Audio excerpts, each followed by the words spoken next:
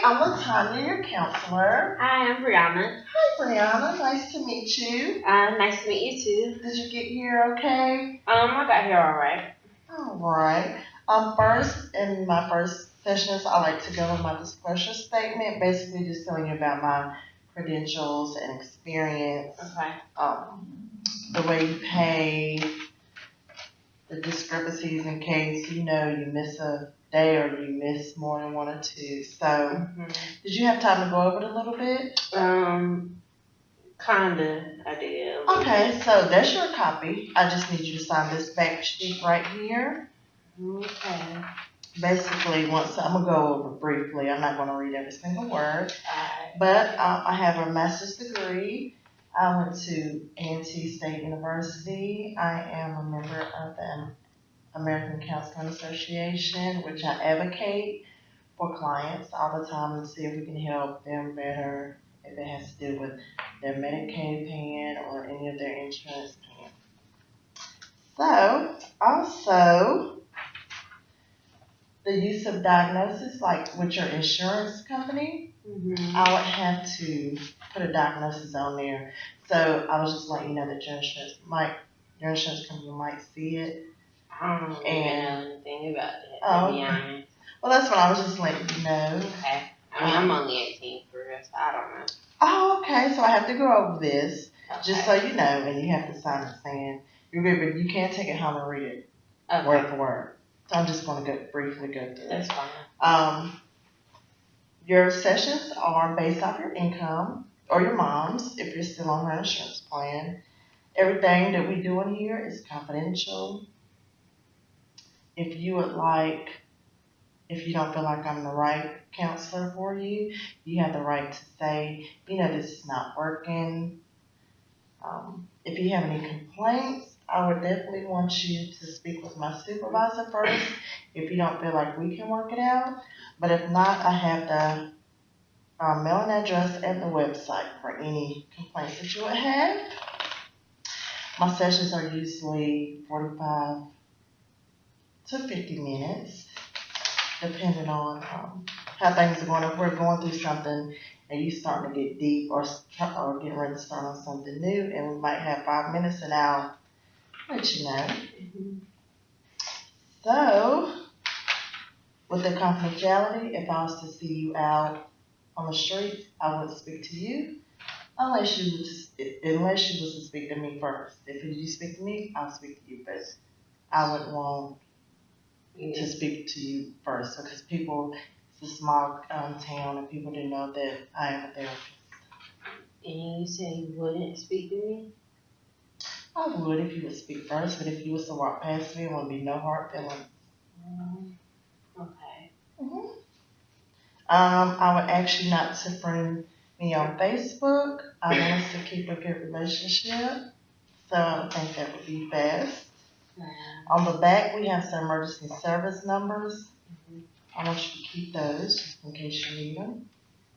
And at the end, this is just saying that you agree and that you will abide by these guidelines. Like I said, you can take it home with you. Alright. So, what brings you in today? I mean, my mom thinks I have a problem. Said your mom thinks you have a problem? Yeah. I mean, I don't necessarily think that I do, but, moms are moms, but, she thinks I have a problem. I mean, I have issues here and there, and, we got into an argument, so I think that's really why she kind of brought me here. Personally, I don't think that I need to be here. So, I mean. So you're saying that your mom made you come here and you don't feel like you have any issues? It's all your mom? How are you feeling? I know you said your mom made you come, but how are you feeling about the situation, about the argument with your mom? Could you tell me a little bit more about the argument?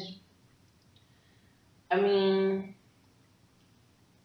my mom is like, she was upset because, about me cleaning or the lack of really. I mean, I thought I did a good job cleaning. You want to argue me about cleaning up, but That's dumb. I don't know. What are we arguing about cleaning up for? That has to be the dumbest reason to argue. I mean, what are we talking about? You know?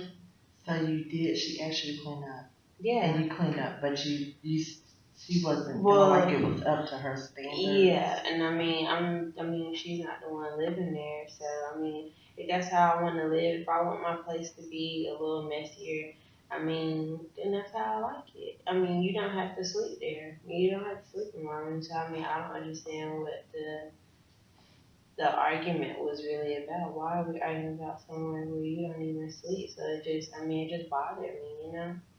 So you feel like you should be able to clean your room the way you want it clean. It shouldn't be a Tristan's because you stay there and you sleep there. I mean, yeah, I just don't understand how it don't have nothing to do with her. I mean, I'm gonna clean it up, but I mean, to her, my room wasn't clean, basically. And I mean, I don't know if it's some wrong thing or what, but my room was clean. I mean, at least I thought so. So I'm not about to be arguing over that. You know, I got other things to be worrying about right now, so. So do y'all argue a lot? How often do y'all have these arguments? I mean, she argues with me often enough. I mean, because she thinks, you know, that I got some things like wrong with me and stuff. I mean, I'm sad a lot, you know, and I mean, it is what it is. I deal with it how I need to deal with it, but you know, she just, I don't know. I mean, she'll get upset about it, you know, because she don't want to see her daughter sad. And I feel like that's where some of it could come from, but then, you know, just the whole cleaning room, I just feel like that's kind of petty, you know, like it's just, I have other things to be worried about. Like, I got other things going on in my life, and you're upset about me not cleaning my room. Like, be upset about something else. So I hear you saying, you said it twice, that you have other things going on in your life that you don't have to deal with other than worrying about your room being spotless and your mom's work like she would want it. So could you tell me a little bit more about that, about the things that's going on with you? I broke up with my boyfriend. That was like a really bad, bad thing, you know. Every time I think about it, I get really sad, you know. So we were together for a really long time. So, you know, like that was my high school sweetheart, you know. So it's like, it makes me sad. It makes me really, really sad. And I've been sad for a while now.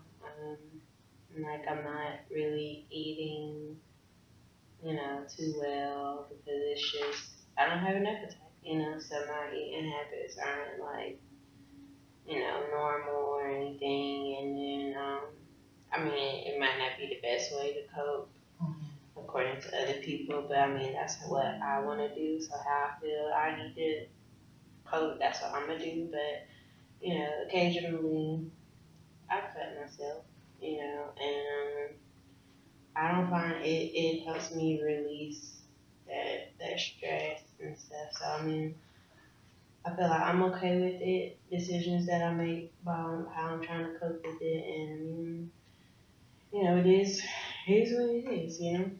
So your boyfriend recently broke up with you? Yeah, I mean, it hurts. Oh yes, I know that could be very hard to deal with. I know that it's not easy to deal with. Breakups are always hard. And you're coping by cutting yourself? I mean, it helps me, you know. When you're cutting yourself, is it a suicidal attempt? No. It's just a slip. Yeah. You pass out. I mean, I have. And then once you get up, how does that make you feel?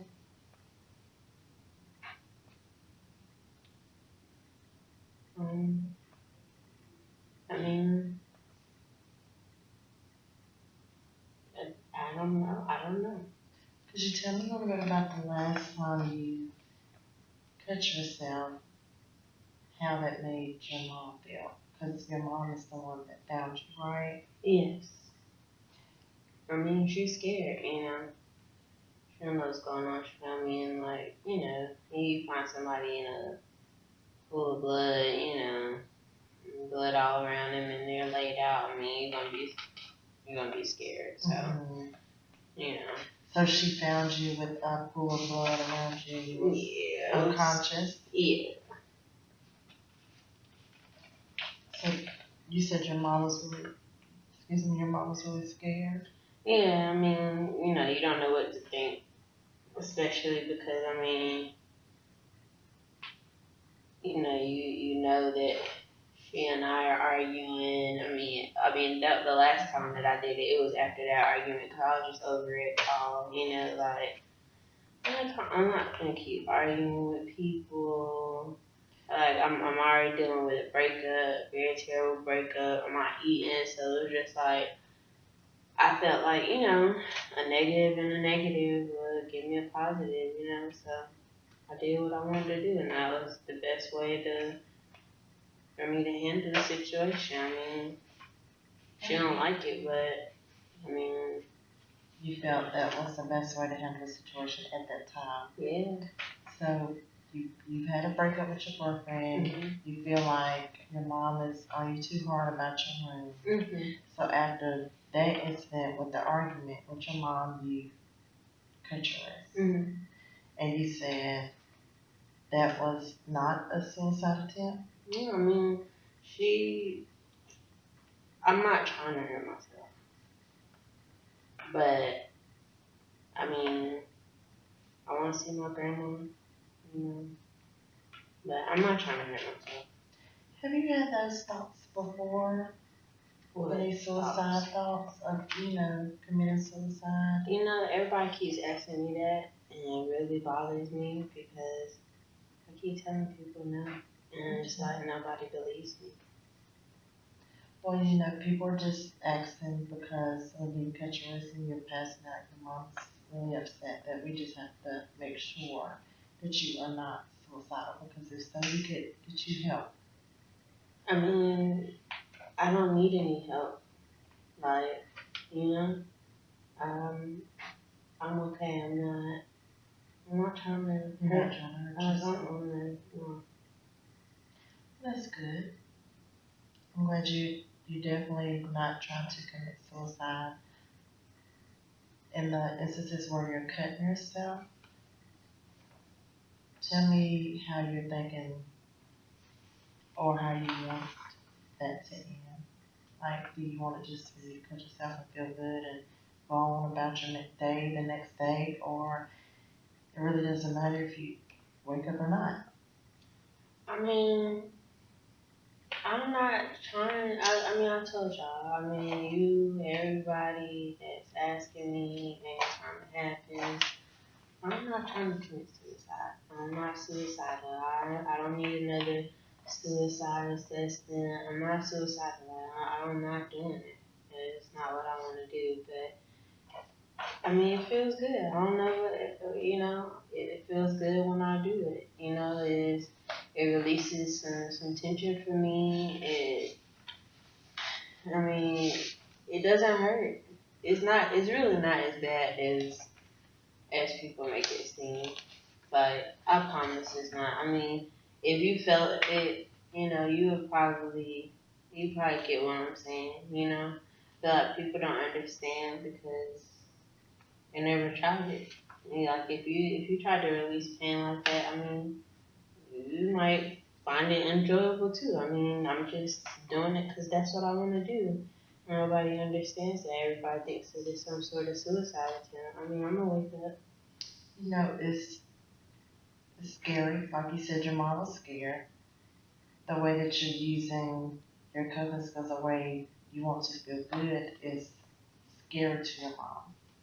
And I'm pretty sure it's scary to your friends and your family.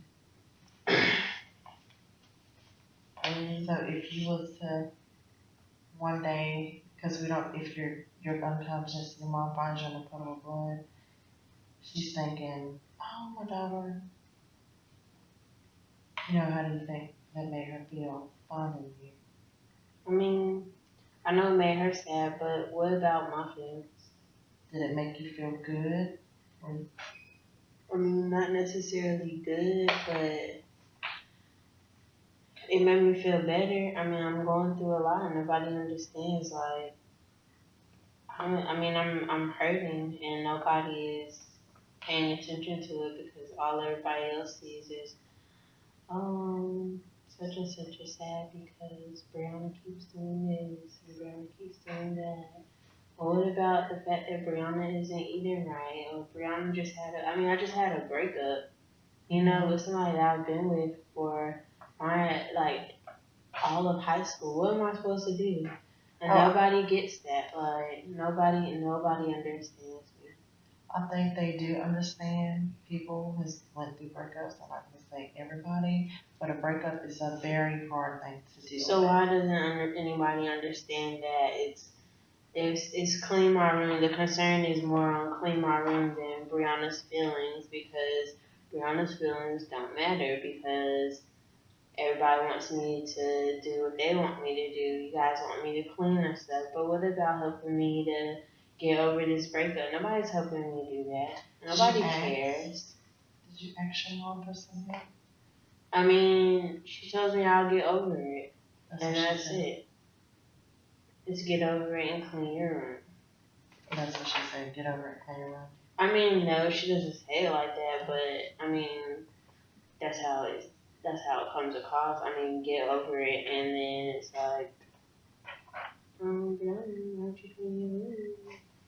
I don't think your mom is just worried about the room thing or just worried about your cut, and she's worried about your safety, and she wants you to be okay, and she doesn't want you to be sad, and she doesn't want you to, you know, cut your wrist and find you in a puddle of blood.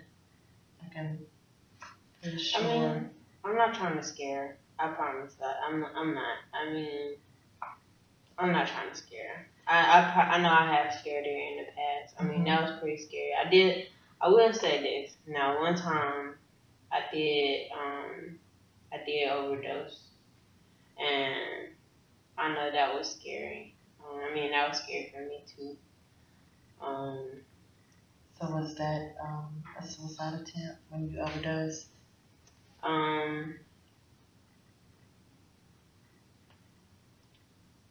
mean, no, I'm not. You know, no. Okay. So I'm just, I don't want you to get upset with me because I'm talking about just making sure that you're okay and that you're not trying to commit suicide. But this is just the procedure that I like doing to make sure that you're safe and that I can get you all the help that you need. Mm. So. I'm not trying to go back to like the hospital and all that stuff. I've been there. I don't know. So when you went to the hospital after you left, did you feel better? Did you feel like you had accomplished more coping skills other than cutting? How was that stay there? I didn't like it. I don't want to be away from my mom. You know, it's not fun. It's not fun at all because, you know, people are watching you all day, trying to make sure that, you know, you're not going to hurt yourself, and not being able to do what you want to do. There's no freedom there. You know, like you really don't have the freedom to do because everybody's so afraid that, you know, you're going to try to do something to yourself. And I mean, I was away from my mom, you know, and that was hard. My mom means a lot to me, so, you know, that was really hard to like kind of be away from her like that. So, I mean, I don't know, you know, it's difficult to be in that position. So no, I would never want to go back there, you know. It sounds like that you love your mom a lot. I do. And that you like being around her. Mm-hmm. You don't want her to be scared anymore. You know, as long as you're not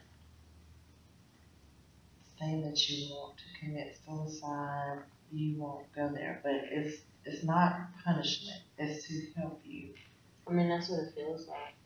I understand that it might feel like punishment, but the things that you do, for as you use for your coping skills, might put us kind of a little bit on the edge. To me, I understand.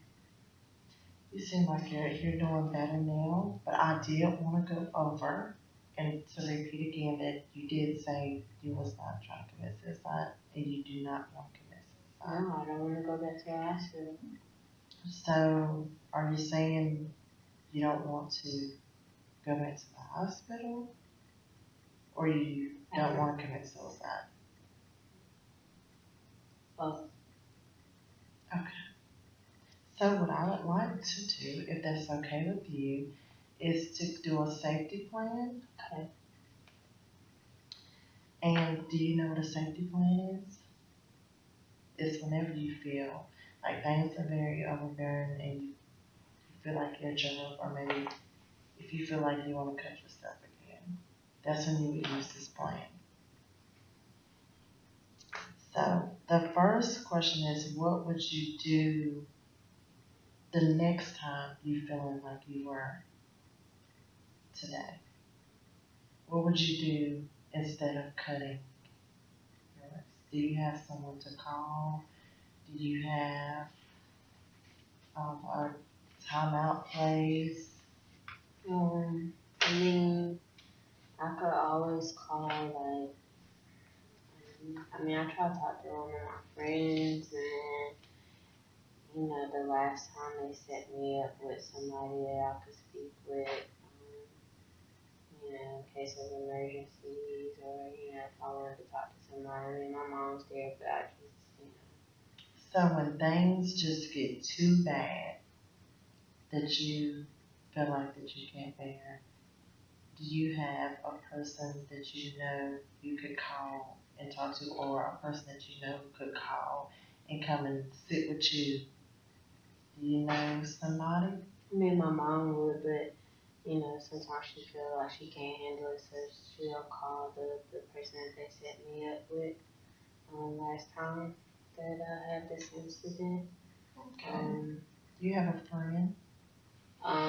Yeah, but I don't like to get my friends too involved into everything, you know. So you would rather have the person that your mom set you up with? Okay, good. I want you to just tell me a little bit about some reasons for living. Tell me some positive things that are going on in your life. I know it's hard. You just broke up with your boyfriend. Just give me, you don't have to give me a lot, but could you give me, some reasons for living? Um, well, I mean, I'm not going to school now. Mm-hmm. But I mean, I guess, you know, maybe I can go back. Mm-hmm. And my mom, of course, you know, I don't want to see her sad, you know. Mm-hmm. I don't want my mom to be sad, so I definitely want to, you know, do that for her. You're right, because it sounds like, you're telling me that your mom would definitely be sad and devastated if you were to commit suicide. Mm-hmm. You don't want her to feel like that. No. Okay, good. How can we make the environment safe? Your room, your home. How can we make that safe for you?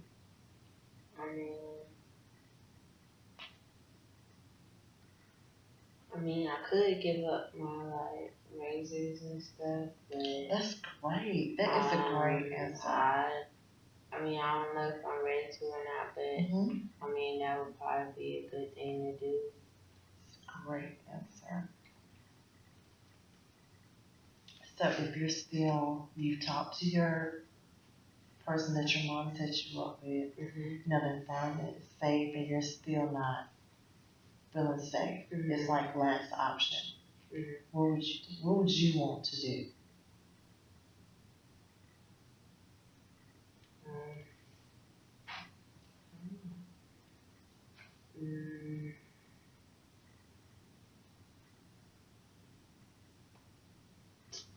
I know I'm new to you. Mhm. I don't know how comfortable you are with maybe picking up the phone and calling. I could call you. You sure can. When you at that point and you're in crisis, you feel like you're not safe, you try talking to that friend, talking to that mom, that person mom set you up with, and you're still not feeling safe. Yeah, I would feel okay calling you. Okay. Do you have another person or something that you an outlet?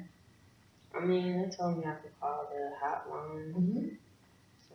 All right. And you have that information? Okay. So you're saying when you are feeling like you're still not safe, you tried the friend, you tried calling that you would actually try calling me or the hotline. I really like that. That's really good. So we have done the safety plan. You have said to me twice that you are not wanting to commit suicide, and you promised to me that you will not kill yourself, and that your mom really means a lot to you, and that would make her very devastated. So do you promise to me that you will not kill yourself? Yes. So I will schedule our next session. Do you want to do the next 2 or 3 days or the next week? You could do next 2 or 3 days. Okay, that'll be great. I would love to see you the next 2 or 3 days. We're going to go up front and schedule this appointment. Okay. Thank you so Thank you. much.